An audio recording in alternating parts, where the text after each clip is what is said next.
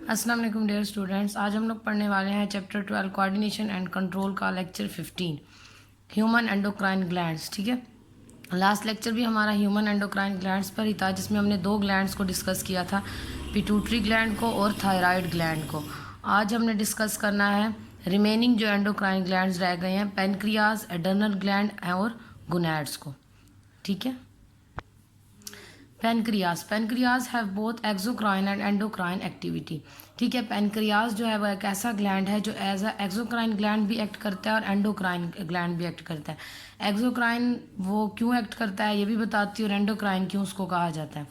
Exocrine as a exocrine gland produces pancreatic juice which help in digestion of food.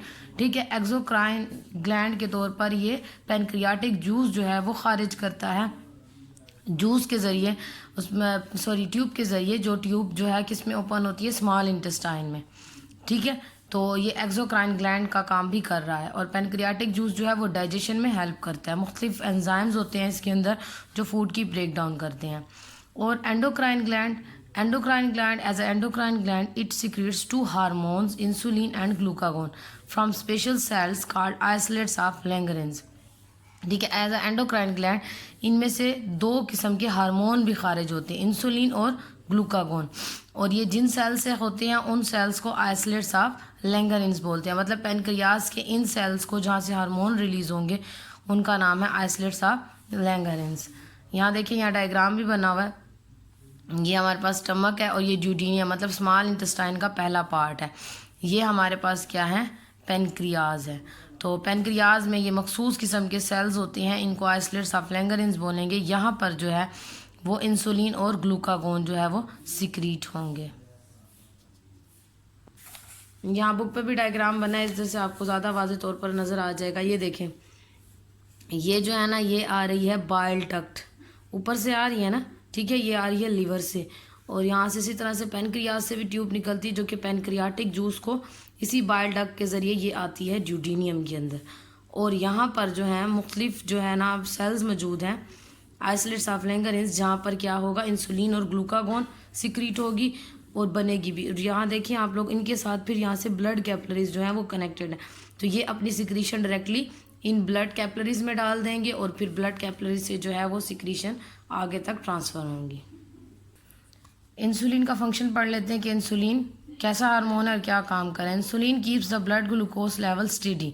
ठीक है, insulin जो है वो ब्लड ग्लूकोज लेवल को मेंटेन रखता है, एक जैसा रखता है, कांस्टेंट रखता है। It decreases blood glucose level by converting access glucose into glycogen. Blood glucose level को जो है ये क्या रखता है, डिक्रीज रखता है, मतलब कम रखता है।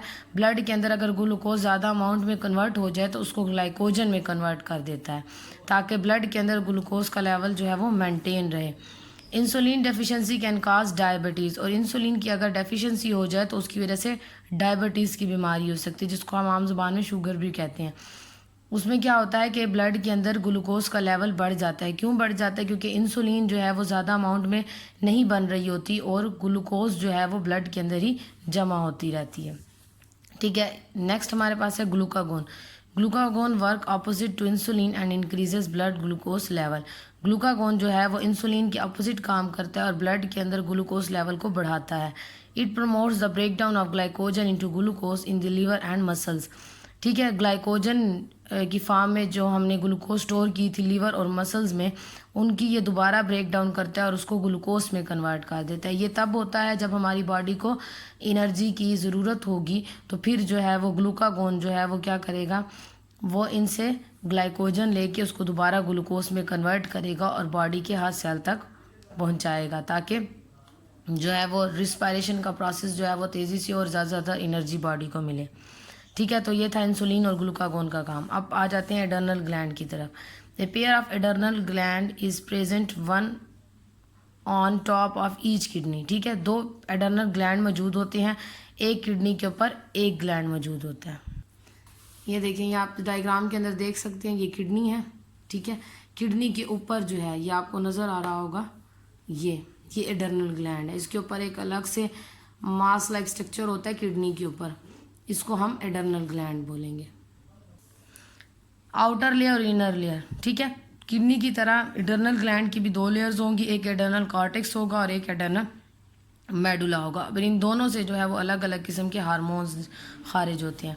Hormones of adrenal cortex, the adrenal cortex work under the adrenocorticotrophic hormone, ये जो पिट्यूटरी ग्लैंड से हार्मोन रिलीज होता था उसके अंडर ये काम करता है, from pituitary gland. It secretes corticosteroids hormone, ये ऐसे हार्मोन सिक्रीट करता है जो कि स्टेरॉइड्स, मतलब स्टेरॉइड्स फैटी एसिड, मैंने आपको बताया था कि हार्मोन्स जो है ज़्यादातर प्रोटीन से बने होते हैं, लेकिन कुछ ऐसे होते हैं जो फैटी एसिड के ग्रुप स्टेरॉइड से बने होते हैं। तो यहाँ पर ये वाले हार्मोन्स जो है वो स्टेरॉइड से बने हुए हैं। These hormones control the metabolism of minerals and glucose, in hormones का काम क्या होता है कि ग्लूकोज और मिनरल्स वाले जो केमिकल रिएक्शंस बॉडी में हो रहे होते हैं, जिनमें ये दोनों चीज़ें यूज़ हो रही होती हैं, बन रही होती हैं, उनको कंट्रोल करती हैं। ठीक है, अब आते हैं हार्मोन्स ऑफ एडर्नल मेडुला। अब एडर्नल मेडुला से कौन से हार्मोन खारिज होते हैं? एक है एडर्नलिन, ठीक है, एक है नॉर एडर्नलिन। एडर्नलिन को इपाइनफ्रिन भी बोलते हैं। Adrenaline specially dilates blood vessels in skeletal muscle etcetera and increase heart output. ठीक है, एडर्नलिन क्या करता है, ब्लड वेसल्स को ख़ास तौर पर जो कि स्केलेटल मसल्स में मौजूद होती है उनको डायलेट्स कर देता है, मतलब उनका एरिया थोड़ा सा बढ़ा देता है, जिसकी वजह से हार्ट का आउटपुट जो है वो इंक्रीज हो जाता है। It is secreted in emotion like anger, hence the face become red. ठीक है, ये तब खारिज होता है जबकि हम किसी इमोशनल स्टेज में होते हैं, यानी कि गुस्से में होते हैं, तो उस दौरान हमारा फेस जो है वो एकदम से रेड हो जाता है। क्यों? क्योंकि ब्लड सप्लाई जो होती है वो उस एरिया में ज़्यादा हो जाती है, क्योंकि वहाँ की ब्लड वेसल्स डायलेट्स हो जाती हैं। दूसरी तरफ हमारे पास है नॉर एडर्नलिन या nor epinephrine. They constrict blood vessels in certain area of the body. अब ये क्या करते हैं कि कुछ एरिया में ब्लड वेसल्स को तंग कर देते हैं, such as gut and face, जैसे कि जो हमारा पेट का पार्ट है जहाँ पर स्टमक और इंटेस्टाइन वगैरह मौजूद है उधर, और फेस के पार्ट की तरह।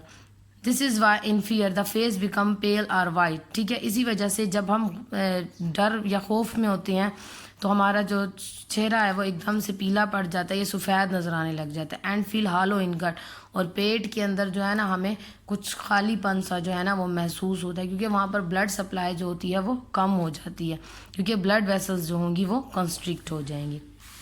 ठीक है, तो यहाँ पर ये दोबारा यहाँ पर मैंने किडनी के ऊपर ये एडर्नल ग्लैंड दिखाया हुआ है। ठीक है, ये यूरेटर है। नेक्स्ट आ जाते हैं gonads.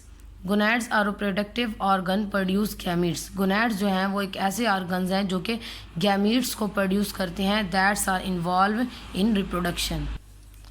Testis are male gonads and ovaries are female. ठीक है, मेल गोनैड्स जो हैं, मेल के अंदर जो गोनैड्स होंगे उनको टेस्टिस बोलेंगे, और फीमेल के अंदर ओवरीज जो हैं वो गोनैड्स होती हैं।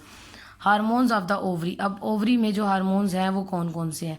ऑस्ट्रोजीन्स और प्रोगेस्टेरोन।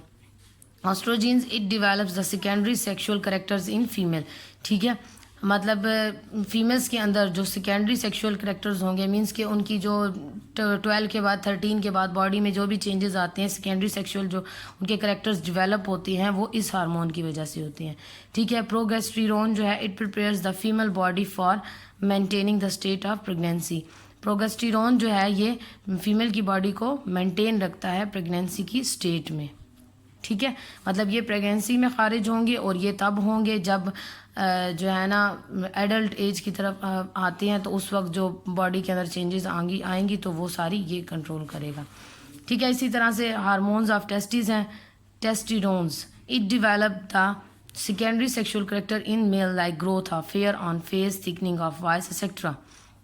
अब ये क्या करता है, टेस्टोस्टेरोन जो है ये ऑस्ट्रोजीन्स की तरह ये मेल के अंदर जो है वो सेकेंडरी सेक्सुअल कैरेक्टर्स को डिवेलप करता है, जैसे कि growth of hair on face. ठीक है, फेस के ऊपर जो है ना वो बालों की ग्रोथ होना, और उसके अलावा आवाज़ जो है उसमें थिक हो जाना, या उनकी जो वॉइस होती है, जैसे लड़के थोड़ा सा बड़ा होना शुरू होते हैं तो उनकी आवाज़ जो होती है वो थोड़ी सी भारी होना शुरू हो जाती है, तो वो सारे सेकेंडरी सेक्सुअल कैरेक्टर्स होती हैं, तो वो ये हार्मोन कंट्रोल करता है। ठीक है, तो ये था हमारा आज का टॉपिक, जिसके अंदर हमने रिमेनिंग है